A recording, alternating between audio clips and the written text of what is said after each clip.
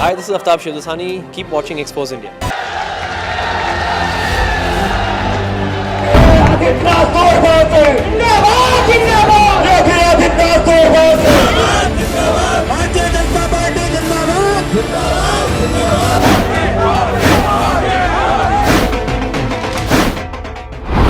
नमस्कार, मैं उदयनाथ। आप देख रहे हैं एक्सपोज इंडिया।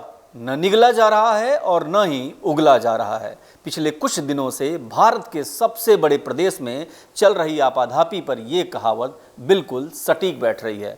हालांकि बड़े बड़े नेता भी कुछ उगलने को तैयार नहीं हैं और पत्रकारों के सवालों का जवाब भी हंसकर टाल देते हैं। हमारा परिणाम सबसे अच्छा था। ये विपक्ष जो झूठ बोलने का काम करता है, मुद्दाहीन है, ना घोड़ा दूर है ना मैदान दूर है। जिला पंचायत अध्यक्ष का चुनाव होगा, जिसकी सीटें अधिक होंगी वो ज्यादा जीता है। ब्लॉक प्रमुखी के चुनाव होंगे, जिसके ज्यादा ब्लॉक प्रमुख बनेंगे वो ज्यादा सीटें जीता होगा। ये झूठ बोल रहे हैं विरोधी मिलकर के, उनके पास हमारे खिलाफ कोई मुद्दा नहीं। केशव जी मुख्यमंत्री से कैसे संबंध है? अभी शानदार जानदार संबंध है, माता विंध्यवासिनी मैया के आशीर्वाद से बहुत अच्छा है। अब तो आप समझ गए होंगे कि आखिर हमारा इशारा किस ओर है। जी हाँ, तो अब मुद्दे की बात पर आते हैं। मुद्दा उत्तर प्रदेश का है, मुद्दा भाजपा के सिरसा आला कमान का है, मुद्दा आपसी खींचतान का है, मुद्दा उत्तर प्रदेश के मुख्यमंत्री योगी आदित्यनाथ का है।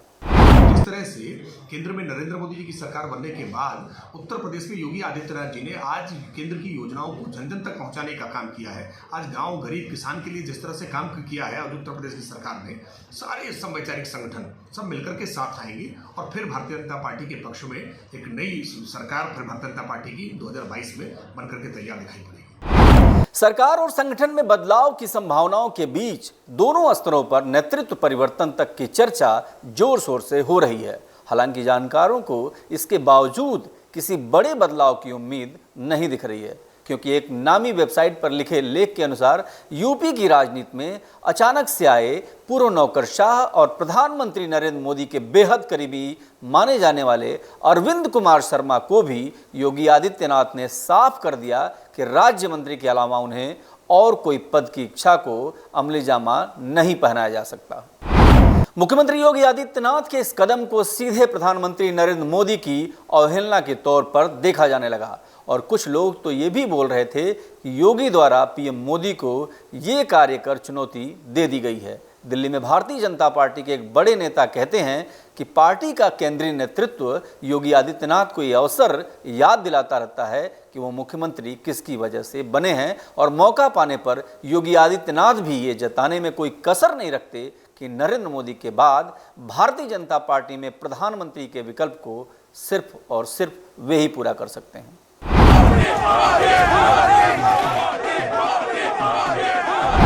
नाखुशी की वजह क्या है? ये सवाल कई लोगों के दिलों में कौंध रहा है कि आखिर आला कमान और योगी में किस बात को लेकर नाराजगी चल रही है। दरअसल ये भी आपको बता दें कि योगी के रवैये को लेकर भारतीय जनता पार्टी में कोई भी नेता या प्रवक्ता कुछ भी कहने को तैयार नहीं है, लेकिन इस बात को सभी लोग स्वीकार कर रहे हैं कि पार्टी के अंदर खाने सब कुछ ठीक ठाक नहीं चल रहा है। एक रिपोर्ट के मुताबिक एक विधायक का यह भी कहना था कि कोविड संक्रमण के दौरान राज्य सरकार की कार्यशैली से केंद्रीय नेतृत्व नाखुश था।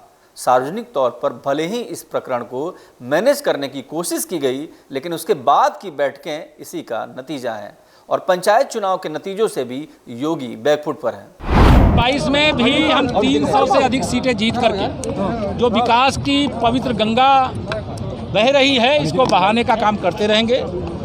केंद्र और प्रदेश की सरकार का खजाना उत्तर प्रदेश के गांव गरीब किसान के लिए, सड़कों के लिए, बिजली के लिए, पानी के लिए, सबके लिए खुला हुआ है और आगे भी खुला रहेगा। कुछ दिन पहले राष्ट्रीय स्वयंसेवक संघ के सर कार्यवाह दत्तात्रेय होसबोले भी यूपी की राजनीतिक नब टटोलने के लिए लखनऊ आए थे। इसके 3 दिन पहले दिल्ली में उत्तर प्रदेश के राजनीतिक माहौल पर चर्चा के लिए प्रधानमंत्री नरेंद्र मोदी, गृह मंत्री अमित शाह, बीजेपी के राष्ट्रीय अध्यक्ष जेपी नड्डा के साथ दत्तात्रेय होसबोले की अहम बैठक भी हुई।